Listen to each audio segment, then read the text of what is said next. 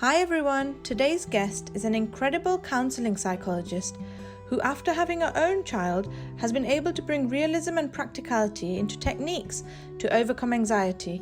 In this candid episode, we also explore the invisible load that the modern mother is carrying today and speak about the reality versus expectations that we all battle with daily.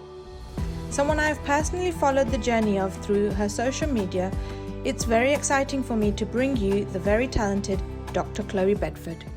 So I'm Chloe. I'm a counselling psychologist. In my day job, I work with children and adolescents and their parents with a kind of wide range of mental health problems, including anxiety, which I know we're going to talk about today. But I'm also a mum to a 3-year-old, and I think that's given me a much deeper insight into what it's like for my clients and the kind of families that I'm working with, because I think becoming a parent kind of comes with a whole new kind of range of anxieties, and actually it's helpful to kind of understand what it really is like to be a parent, and when you're sharing advice and information, knowing what it's like to be on the receiving end of that, I think is really, really helpful. Today we are going to be talking about anxiety in motherhood. So do you want to begin with kind of talking about what is anxiety? What are the kind of signs for it? What do we look out for? So I guess anxiety is a really kind of broad term, but it's kind of lots of worrying. So anxiety is kind of constantly finding yourself worrying about anything and everything. Sometimes it can be that worry, it kind of makes you feel so paralyzed that you can't do anything, that you can't kind of think what to do next. It can be kind of all consuming sometimes, and I think anxiety can often stop you from doing things that you want to do. And I guess kind of from a kind of clinical point of view, we're thinking about kind of anxiety kind of preventing you from kind of functioning in your kind of day-to-day life in the way that you would like to be able to do. It kind of stops you from sleeping. Sometimes when you feel really anxious, it can stop you from kind of eating, even because you feel really sick, and kind of getting those butterflies in your tummy. So I work with children, you can tell. But it can kind of give you kind of stomach cramps and things like that, make it really difficult to kind of to do anything. And often people with anxiety, just kind of making simple decisions can be kind of really difficult because you worry about almost every possible outcome. I think anxiety is such a broad term. It kind of covers so many things, and I guess we said we'd sort of have a chat about anxiety and motherhood, and I think the kind of biggest anxiety is often what if something happens to my child, or the kind of big one for me personally is what if I'm really screwing this up. Yeah. And kind of trying to kind of figure out what the best is to do for your child, but not really knowing what the best is. Yeah, because motherhood doesn't come with a manual, does it? Every child is different. I mean, I've got 3 of my own, and I know that each one I've had to learn how to parent them because each one is completely different to the other. So it's not like, paint everyone with the same brush. So it's quite, would you say it's quite normal to get anxious as a mother? Absolutely. And I think that's the other thing as well, is anxiety is a normal human response. If we didn't get anxious, you've been hit by a bus by now.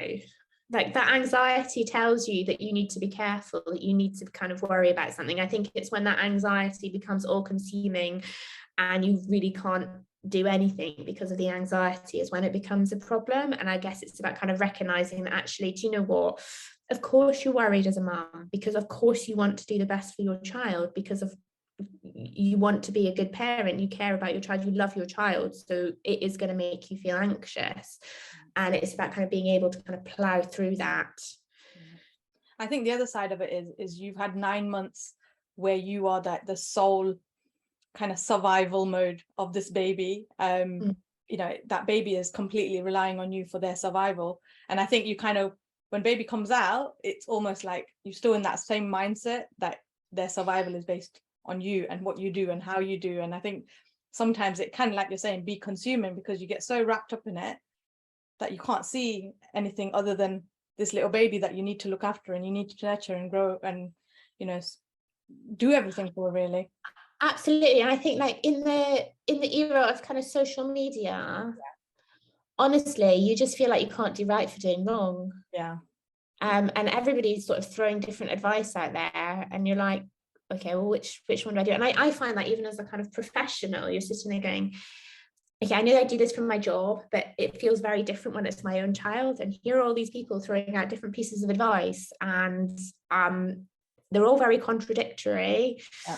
And trying to navigate my way through this is feeling impossible and completely overwhelming. Yeah, because I remember with mine, one of the biggest things was that your midwife will tell you something, your health visitor will tell you something completely different.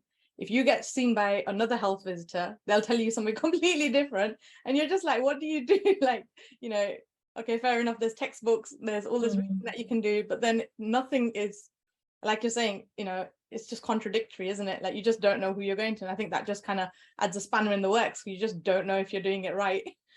And I think it can be incredibly kind of isolating as well. And you just brought into mind, for me, I remember when my daughter was 11 days old, and bearing in mind, I am a psychologist, I do work with children, and have a kind of fairly good understanding of attachment. And the health visitor came in and told me that I was holding my baby too much, and that if I didn't put her down, that I was going to damage her development.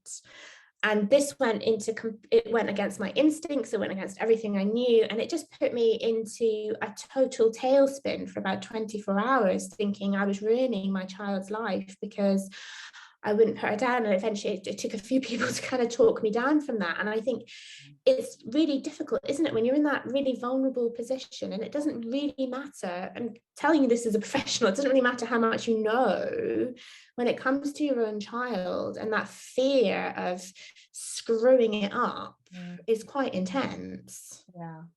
So, I mean, what can you do to kind of combat anxiety? Like, if you go through this, like the symptoms you've said, if any mother out there, or, you know, anyone in the family thinks, hold on, you know, these are the kind of symptoms so and so is displaying, what can people do to combat it?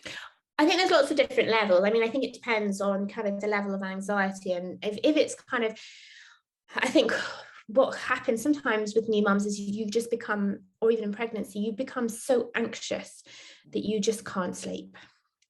And you are finding that you're getting very tearful, you're very upset all the time, you might be feeling like sort of experiencing panic attacks, or where you feel that you can't breathe, where you can't catch your breath, where you can almost feel paralyzed by fear. And I think actually that's when you'd be thinking you need to go see your GP. Yeah. And I think if you're listening to this and you're thinking about kind of your partner or a friend, or kind of family member, you're thinking, okay, actually, is this about having that really gentle conversation of, are you okay, and actually, is this worth getting sort of somebody else in to kind of help, some kind of professional support, and seeing maybe kind of what options there might be open to you for that, because I think it can be. And I think another thing that is quite common and that can be really frightening is experiencing intrusive thoughts that can make you feel even more anxious. And I can tell you that it's something that I've experienced of, oh my gosh, something really bad's going to happen to my baby. And again, if that's causing massive amounts of anxiety, I'd recommend kind of going to see your kind of GP. Yeah. What I will add is these intrusive thoughts I think there's research to suggest actually they're really common. And I guess I knew that as a professional, that these thoughts of, oh my God, something really bad's going to happen to my baby, or if I let somebody else hold my baby, something bad's going to happen. It doesn't mean that something bad's going to happen. And also, it's just a thought, and kind of reminding yourself, actually, these are just thoughts. And just because I'm thinking something doesn't mean it's going to happen. It doesn't mean that I'm going to do it. Because sometimes people can get thoughts of, you know, dropping their baby, or a common one I've heard is, you know, they're going to drop them down the stairs. That doesn't mean you're going to do it. It's just a thought that's in your head. I think saying these things out loud, and I guess my experience when my daughter was 11 days old in the health visitor, what I found helped was actually just talking to different people, like not professionals, but my husband, friends, family members, and helping you to kind of make sense of that information. And sometimes you need to do that to talk to a few different people, get a few different perspectives, just to help you to make sense of it in your head, to figure out what you're going to do. And I still do that now. Sort of, my daughter likes to throw curveballs all the time. And how am I going to deal with this? And because I think it does take a village to bring up a child, and getting other people's having other people to listen to you, I think talking out loud can be really helpful. I think breathing, when you find that everything is just completely overwhelming, when the thoughts are just kind of racing through your head, being like, right, okay, I just need to pause and breathe, and what am I going to do next? And the other thing that I found really helpful actually was taking my baby out for a walk and just helping you to kind of clear your head. So kind of just getting that movement in, and it doesn't have to be miles and miles. It can just be around the block, especially when you've not long had a baby.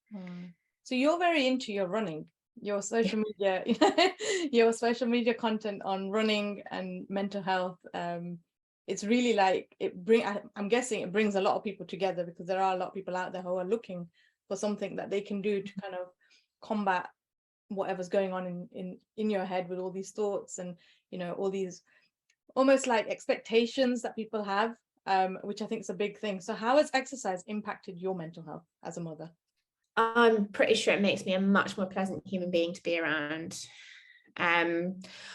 I can remember kind of when they're really tiny and feeling really touched out, and my daughter, literally, she wanted breastfed every 45 minutes, wanted held all the time, and sometimes you just need a break from that. And even when it was like right back at the beginning, doing kind of couch to 5k, and I think I was out of the house maybe for like 10 minutes, but even just that made me feel so much better. And I think when things are feeling really intense, the other times when I find it really helpful is when bedtime can be a really fraught time, and actually just being able to hand her over to my husband and be like, right, okay, I'm going out for a run now, because otherwise I'm going to scream.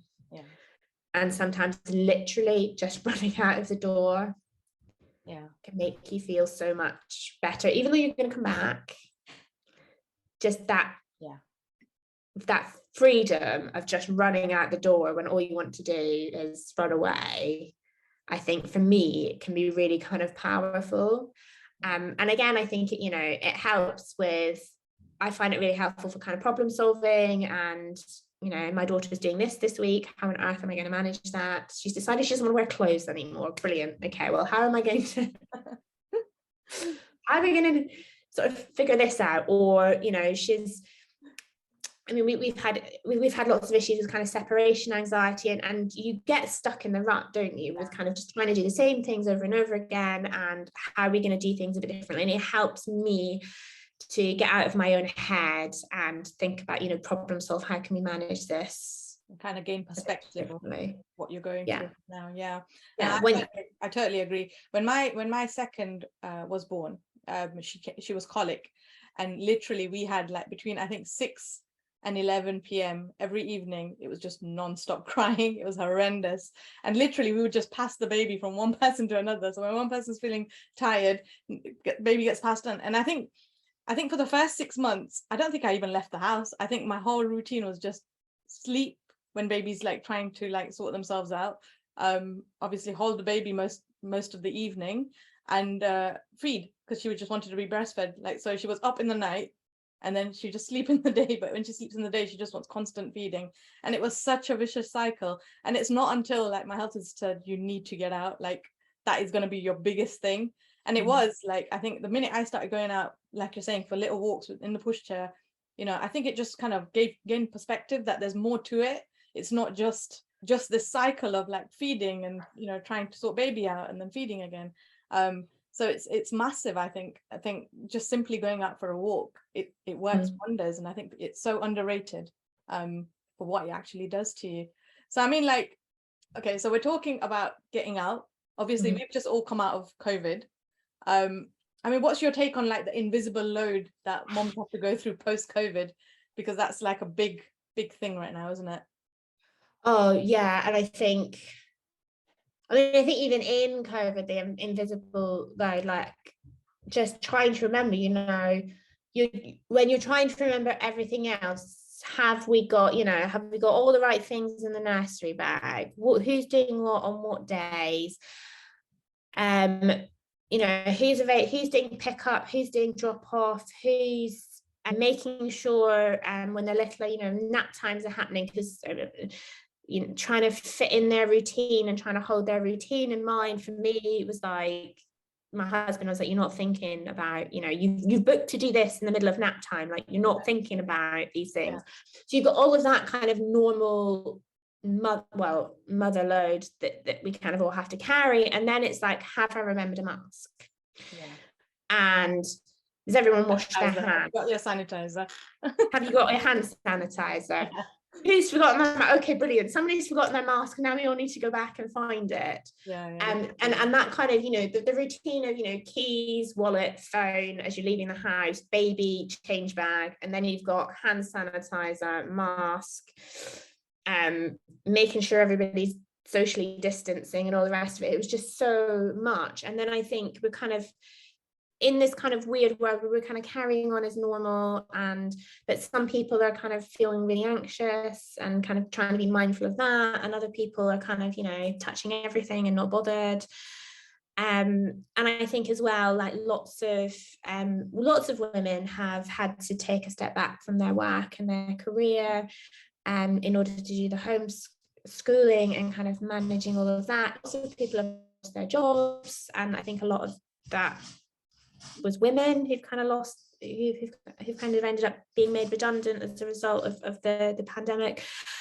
And that added stress and the added kind of financial pressure on families, I think is massive. It's kind of stripped you to your necessities, and then you're kind of having to still carry on as normal, living like that. And I think even now, after obviously we're out of COVID, like the restriction side of things, we're still carrying on with that same load almost, but it's just gone back to this almost like this new normal for motherhood. Like this modern mother has to be this bionic woman that just handles everything. And I think for me, so I had my daughter 2019.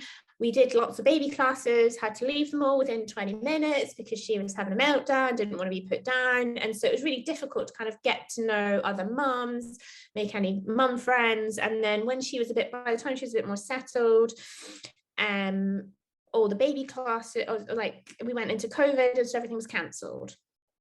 And so kind of then trying to get to know other mums has been quite difficult and quite isolating. And I know that I'm not alone in that kind of experience. That you feel that you're holding all of this on your own. And now she's at a point where suddenly we've gone from having nothing to and a lot of classes in our area just kind of, they went under, and lots of things just never came back again. So trying to find things for her to go to was really difficult. And now things are kind of up and running again a bit more. She's now 3, and suddenly there's this expectation that she gets dropped off at these classes by herself, having never done anything like that before, and having had this really nice bubble where it's been mummy and daddy and her at home. And now it's like, and she was at nursery, but now it's like, just leave her at a class. And I suppose that was when you were talking about anxiety and parental anxiety and child anxiety, that really kind of struck a chord for me, because we've had lots of issues in terms of trying to drop her off at classes, and then she gets really anxious, and then I'm getting anxious because she's getting anxious, and then I'm getting cross because I'm like, we've paid for this. But you're not allowed to get cross because she's anxious. And it's managing all of that, I think, just feels like another level on top of everything else. I completely relate. My little one was born 2019 in August, and literally it just felt like, because with the other 2 I was very hands-on. I ended up taking them to like pretty much every class you can think of. We were doing like a lot of things with them, like taking them out, things like that. And then I had my third, and everything kind of just stopped. We were in the house all the time because obviously the other two had homeschooling. So one was in one room, the other one was in the other room. I had a baby, and it was just like trying to navigate through that. But as she's grown older, she's kind of like, I think her first year was just like, she just saw us day in, day out, and this became part of her life. So then now when we take her out, like you're saying, it's almost this thing that you've gone from nothing to kind of being open to so many different things. And you can see that she's growing, but she's kind of picking up so much now. Like with every other day, I'm like, oh my God, she's growing so much because she's picked up so much. But then at the back of my head as a mother, I'm like, the kids have lost out on so much. Like, so as a mother, you kind of think you need to fill that void. So whether it's schoolwork, we're putting our kids into tuition classes now, so they make up for the time lost at school. Even with my youngest, I'm like, right, we need to be doing a lot more hands-on things, a lot more practical stuff. But obviously the modern mother, like post-COVID, I don't know if it's just me, but I just think that we've become a lot more busier since COVID. I feel like there's always something to do extra, and then throw in those moms that have to go back to work full time. It's a lot to kind of just get your head around, isn't it?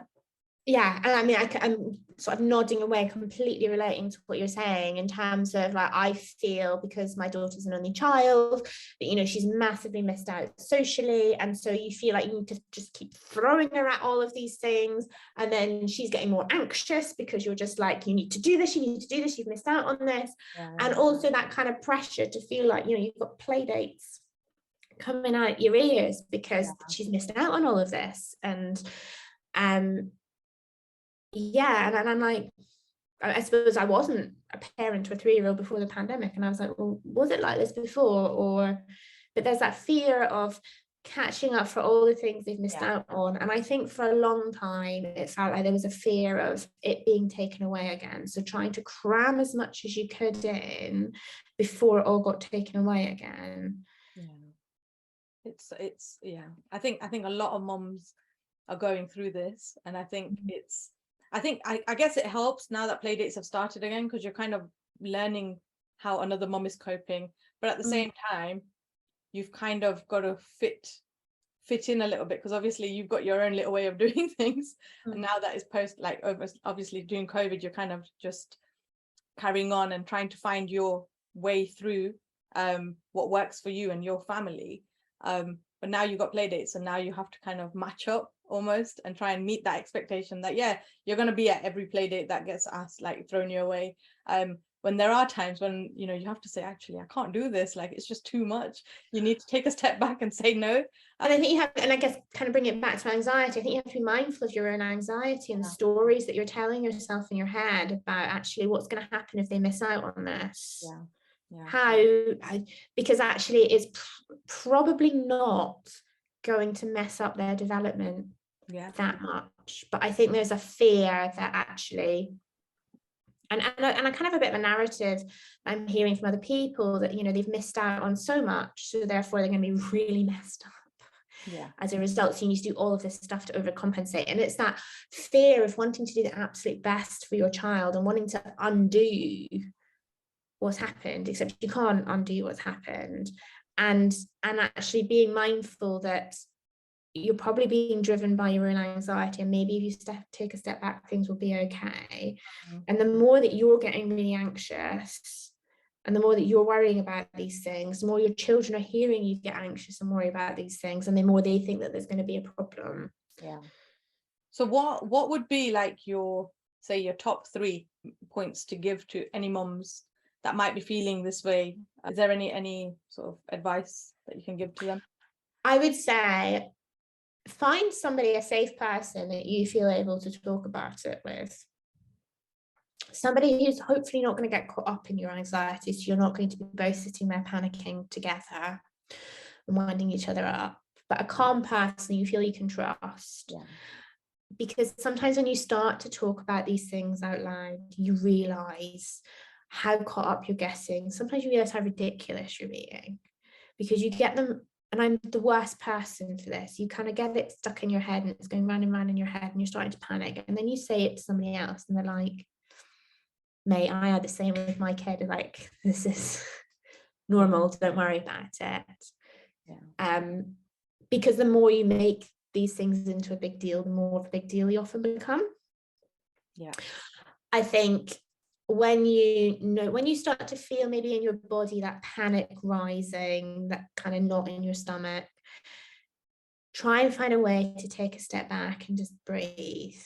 And if that is kind of getting out for a walk, or locking yourself in the toilet and having a coffee if you have to, if you're surrounded by it, whatever you need to do just to get 5 minutes to just breathe and say to yourself, do I need to be getting this anxious? I guess kind of the third one is sort of just trying to remind yourself that just because you're thinking it doesn't mean it's true. But I think it's really important with that to actually surround yourself with people that would give you that level of support. I think there's a lot of stigma attached to having anxiety, having anything that affects your mental health with motherhood, because your worth as a mother is often kind of judged by how well you cope.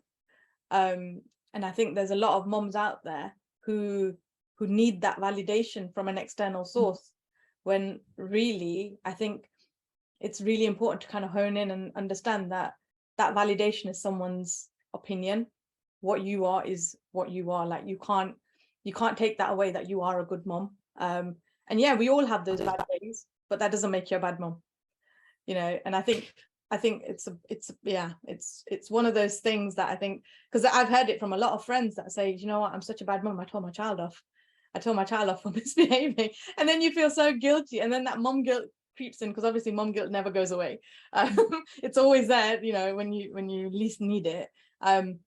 But it's almost this thing that you have to kind of live up and almost perform as a mother to be able to feel like a good mother, almost. And I think it's about finding those people in your life who get it, and finding those people in your life where you feel safe to be vulnerable, because you have to, in order to be able to say, this is what's going on for me, you have to allow yourself to be vulnerable and sort of talk about, actually, this is what I'm feeling, this is what I'm worrying about, this is what's going on for me. And I think I wouldn't say, just do it with anybody. I think you need to find the right people to do that with. And I suppose coming back to kind of running and why I find that helpful is, for me, I have a group of friends I go running with, which for me is quite helpful because they're a bit older, their kids are a bit older. And so when I'm talking about what's gone on with my child, they're like, yeah, like, we had that. I get it, yeah. You'll get through it. And that is very reassuring, but it's making sure that you have, whatever your community is, finding people in your community that you feel safe to talk to. And I think sometimes for some mums that can be the tricky bit, because I'm hearing what you're saying in terms of, you go to playgroup and there are all the mums that look like they got it together, who look like they're sleeping through everybody else. Yeah. Who their child came out the uterus using cutlery and all the rest of it, sleeping through the night, no issues, potty training, where in out of nappies by their first birthday, and that's not necessarily helpful. And I think there are people out there who will try and make themselves feel more secure by judging you, which really just makes them feel more insecure, because that's reinforcing their own beliefs around not being a good enough mother. But they're and so it's being mindful of finding the right people. And also surrounding yourself with the right people. Like, you shouldn't feel ashamed to say, actually, I don't want to be around so and so because they bring me down. Like, it's not a bad thing to say that, because you're protecting your mental space. And if your mental space is in a good place, then you will be a better mother. You will be a better person, which will obviously be better for your children, isn't it? Yeah. And I think as well, it's about, showing your children that it's okay to talk about these things. It's okay to feel anxious. Yeah. It's normal to feel anxious. Yeah. Yeah, because we've got this thing in our house that we sit down and we talk about what we feel like. So even if I've had a bad day and the kids are just not listening, I will sit them down and I will tell them that mommy's had a really bad day today. Yes, I have raised my voice a little bit. It's not the right way of doing it, but mommy needs that time just to be able to breathe. And I think as they've got older, they're maturing a lot more because they're seeing reality, that it's okay to have a bad day. It's okay to, handle things a certain way, as long as you can kind of bring yourself back to reality almost. And I think it's a life lesson that a lot of children, especially in today's day, I think they need to see that they don't need to always be at the top. They don't always need to be, the best of the best all the time. Like, it's okay for them to be able to regulate emotions and, be able to do these things. Absolutely. And I think often there's a really strong narrative, you've got an anxious child and then everyone else is flapping around them saying, don't be anxious. And then they think, I'm not allowed to be anxious. Yeah. I need to be happy all the time. There's something wrong with me.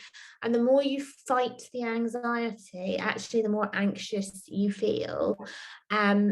And so by showing your children that actually you can feel anxious, or you can feel angry, or you can feel sad, and you can work your way through it and you can be okay at the other end, is so important. Because actually then they think, okay, well, I can do that too. And also, I'm not the only person who feels anxious. I'm not the only person who feels sad. I'm not the only person who feels angry. Yeah. It's so true. It's so true. It has a knock-on effect, and I don't think we as parents realize just how much they actually look up to us, and they mirror almost what we do. Like my she's my youngest. She's literally talking how I talk. It's like a literal mini me at the moment, and I haven't realized that until very recently. Because if second talks to my youngest, she will literally say things to her like, "You need to go to sleep now. It's bedtime." And she'll say it in such a tone like I do. So then it gets me thinking, oh, actually, I should have changed the way I speak about it, because this is how she's talking. So it kind of gives you that reality check that, oh, okay, I'm raising a little mini me. But no, I mean, I've realized there are things that I didn't realize that I said until I had them repeated back to me. And my daughter for ages is going no. And I'm thinking, you're 2, where's this attitude come from? Yeah. And then my husband was like, yeah, but when you say no, you go no, because often like I'm thinking about something, so I go no, but she's like repeating it back to me, not realizing, and you're like, okay, I need to you're right, I need to think about how I'm thinking to you. I think we've covered so many topics, and I think it's been really helpful. You've been a pleasure to have on this podcast. Just wanted to really say that I'm really appreciative that we've taken the time out to come on and have a chat with us. No worries, it's been my pleasure. It's been a great chat.